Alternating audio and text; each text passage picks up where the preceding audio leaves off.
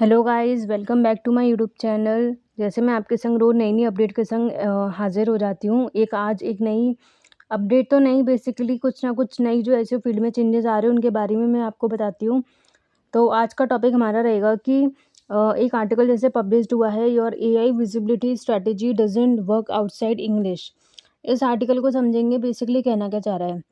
इसका पहले मैं आपको मेन पॉइंट बता देती हूँ कि जैसे यूजुअली हम अपनी वेबसाइट पर कंटेंट वगैरह डालते हैं, तो अब हमारी वेबसाइट जो होती है काफ़ी सारी कंट्रीज़ को कैटर करती है। कभी कभी हम सिर्फ इंडिया के लोगों को टारगेट करते हैं, कभी कभी हम आउटसाइड इंडिया भी अपने बिजनेस को लेके जाना चाहते हैं, तो उनके लिए डिफरेंट कंट्रीज़ को टारगेट करते हैं, जैसे अरबिक में। और उनके लिए हम डिफरेंट लैंग्वेजेस में अपने जो कंटेंट होते हैं उनके लिए बेसिकली हम गूगल ट्रांसलेटर यूज़ कर लेते हैं कि जब भी कोई अगर यूज़र आउटसाइड इंडिया का आए और मतलब जिस कंट्री में जो लैंग्वेज यूज़ होती है उसके हिसाब से हम ट्रांसलेटर लगवा देते हैं, और हम चाहते हैं कि जब भी कोई यूज़र हमारी वेबसाइट पे आए तो उसको उस लैंग्वेज में कंटेंट दिखे ताकि वो समझ पाए। तो जिसके लिए हम पेड वर्जन और एक फ्री वाला हम एक मेथड लेके जाते हैं।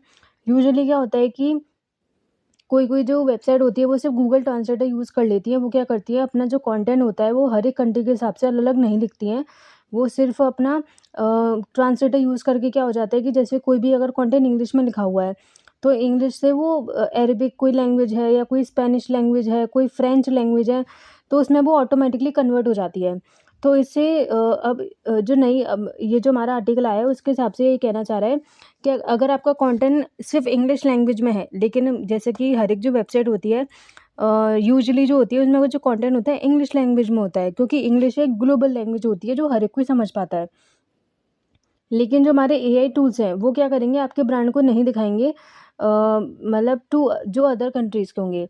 मतलब इसका मतलब ये है कि अगर आपका कंटेंट इंग्लिश में ही है सिर्फ़ और सिर्फ़, तो क्या हो सकता है कि आप बहुत सारी जो इंटरनेशनल कंट्रीज़ में जो आप टारगेटिंग करना चाहते हो और उसके थ्रू आप चाहते हो कि एआई रिज़ल्ट में आपकी वेबसाइट दिखे, तो हो सकता है कि एआई आपकी जो वेबसाइट है उसको ना दिखाए। क्यों? क्योंकि आपने जो कंटेंट है सिर्फ़ एआई में लिखा है और आपने अपना जो गूगल ट्रांसलेटर है उसका यूज़ करके आपने सिर्फ़ अपने कंटेंट को ट्रांसलेट करवाया है। आपने उनके लिए कोई डिफरेंट पेजेस नहीं बनाए, आपने उनके कंटेंट में कुछ भी उनकी लैंग्वेज में कोई भी कंटेंट नहीं लिखा है। तो ये प्रॉब्लम होती क्यों है कि वो इसलिए होती है क्योंकि जो मोस्टली एआई टूल्स होते हैं वो इंग्लिश को ही अच्छी तरह समझ पाते हैं और वो अदर लैंग्वेजेस में इतने अच्छे नहीं होते। सो अगर आपका कंटेंट सिर्फ इंग्लिश में है और पुअरली ट्रांसलेटेड है तो एआई आपके कंटेंट को इग्नोर कर सकता है।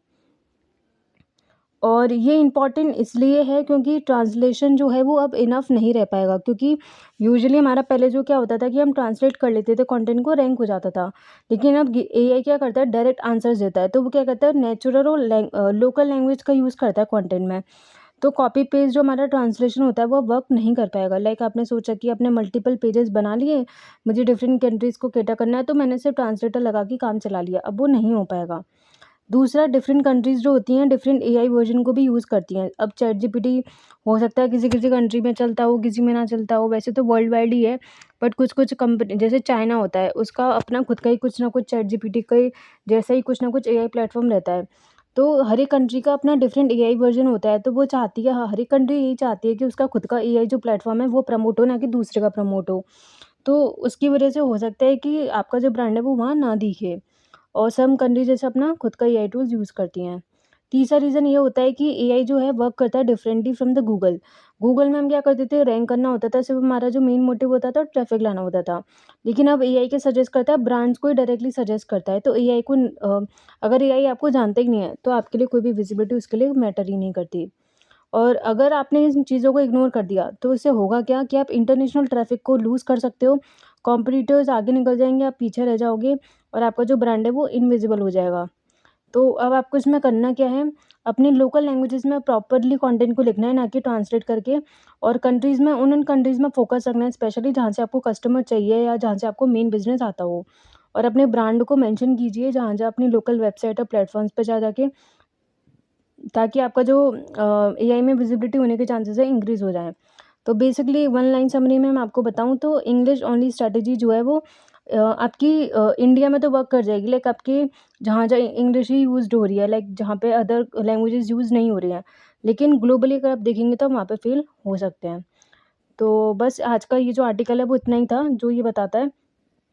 तो अगर आपने अभी भी अगर आपको स्ट्रैटेजी समझ में आ गई हो और अगर आप इंटरनेशनल ट्रैफ़िक को अपनी वेबसाइट पे लाना चाहते हैं, तो ये स्ट्रैटेजी को फ़ॉलो करना स्टार्ट कीजिए और अपने ब्रांड को ग्लोबली लेके जाइए। आज के लिए बस इतना ही। मेरी वीडियो को देखने के लिए थैंक यू। और अगर आपको डेली की ऐसी ही अपडेट चाहिए, तो आप मेरे चैनल को लाइक और सब्सक्राइब करना बिल्कुल ना भूलें, ताकि आपको डेली की अपडेट ऐसे ही रोज़ डेली मिलती रहे। Thank you.